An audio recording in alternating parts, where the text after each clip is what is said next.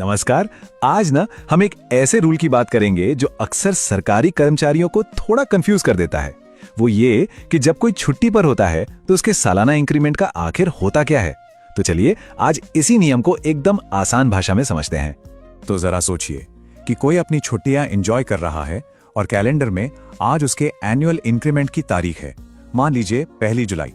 तो सवाल यह है कि क्या उसे उसकी बढ़ी हुई सैलरी मिलेगी। ये एक बहुत ही कॉमन लेकिन बहुत जरूरी सवाल है और इसका सीधा और शायद थोड़ा चौंकाने वाला जवाब है नहीं। उस दिन वेतन वृद्धि का जो मॉनेटरी बेनिफिट है वो नहीं मिलेगा। पर रुकिए, घबराने की बात नहीं है, कहानी यहीं खत्म नहीं होती। तो फिर असली नियम है क्या? देखिए, इसे समझने का सबसे आसान तरीका है ये याद रखना, आपका पेमेंट रुकता है, आपकी इंक्रीमेंट की तारीख नहीं। अब इसका असल में मतलब क्या है? चलिए ड्यू डेट और पेमेंट डेट के बीच के इस छोटे लेकिन बहुत जरूरी फर्क को समझते हैं। इस पूरे नियम की जो जड़ है ना, वो नोशनल इंक्रीमेंट नाम के कॉन्सेप्ट में है। इसका मतलब बस इतना है कि इंक्रीमेंट को ऑफिशियली ड्यू डेट पर, जैसे कि 1 जुलाई को, आपकी सर्विस रिकॉर्ड में तो दर्ज कर लिया जाता है, लेकिन इसका असली पैसा मतलब जो बढ़ी हुई सैलरी है वो तब तक नहीं मिलती जब तक कर्मचारी छुट्टी से वापस ड्यूटी पर नहीं आ जाता। अच्छा, यहाँ एक और बात पर गौर करना बहुत जरूरी है। छुट्टी के दौरान की अवधि के लिए कोई एरियर या बकाया नहीं दिया जाएगा। यानी बढ़ी हुई सैलरी ठीक उसी दिन से शुरू होगी जिस दिन कोई दोबारा ड्यूटी ज्वाइन करेगा। बीच के दिनों के लिए वही सैलरी मिलेगी जो छुट्टी पर जाने से पहले मिल रही थी। लेकिन जैसा कि कई नियमों के साथ होता है, इसका भी एक अपवाद है और ये एक बहुत बड़ा अपवाद है। इसे समझना इसलिए जरूरी है क्योंकि ये आपकी छुट्टियों की प्लानिंग को पूरी तरह से बदल सकता है। चलिए देखते हैं कि कैजुअल लीव यानी सीएल बाकी छुट्टियों से अलग कैसे है। तो सबसे दिलचस्प अंतर यहाँ है, कैजुअल लीव या सीएल के दौरान कर्मचारी को ड्यूटी पर ही माना जाता है। इसीलिए अगर इंक्रीमेंट की तारीख को कोई सीएल पर है तो उसे उसी दिन से इंक्रीमेंट मिल जाएगा, उसके पेमेंट में कोई रुकावट नहीं आएगी। जबकि दूसरी सभी रेगुलर छुट्टियों में कर्मचारी को ड्यूटी पर नहीं माना जाता और इसीलिए मॉनेटरी बेनिफिट रोक दिया जाता है।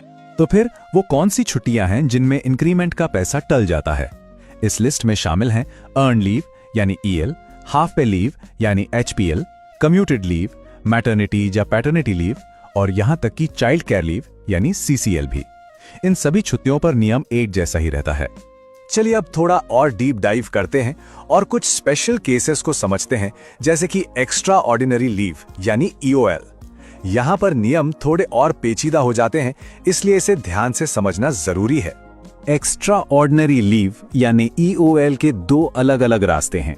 पहला, अगर ईओएल मेडिकल ग्राउंड्स पर ली गई है तो इंक्रीमेंट की तारीख तो सुरक्षित रहती है, बस पैसा ड्यूटी ज्वाइन करने पर मिलता है। लेकिन अगर ईओएल निजी कारणों से ली गई है और अथॉरिटी ने इसे इंक्रीमेंट के लिए काउंट करने की मंजूरी नहीं दी है तो इंक्रीमेंट की असली तारीख ही आगे बढ़ सकती है। ये एक बहुत बड़ा फर्क है। अब एक बहुत ही काम की टिप, अगर छुट्टी इस तरह से प्लान की जाए कि इंक्रीमेंट की तारीख से ठीक एक दिन पहले भी ड्यूटी ज्वाइन कर ली तो बस इंक्रीमेंट बिना किसी देरी के नॉर्मल तरीके से ड्यू डेट पर ही मिल जाएगा। जी हाँ, सिर्फ एक दिन का फर्क इतना बड़ा बदलाव ला सकता है। अब हम एक ऐसे टॉपिक पर आते हैं जो बहुत सीरियस है, खासकर उन लोगों के लिए जो रिटायरमेंट के करीब हैं। इन नियमों को ठीक से न समझना सिर्फ एक महीने की सैलरी पर नहीं बल्कि पूरी जिंदगी की पेंशन पर असर डाल सकता है। देखिए, पेंशन का जो कैलकुलेशन है वो आपकी आखिरी सैलरी पर बहुत ज्यादा डिपेंड करता है।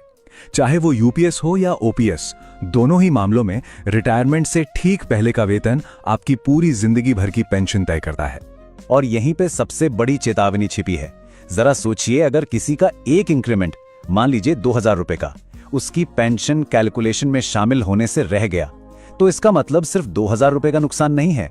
पेंशन में ये हर महीने लगभग 1000 रुपए की कमी बन सकता है, यानी साल के 12,000 और 20 साल में 2,40,000 रुपए से भी ज्यादा का नुकसान। ये एक छोटी सी चूक का जिंदगी भर का असर है। इसीलिए ये सलाह बहुत बहुत जरूरी है।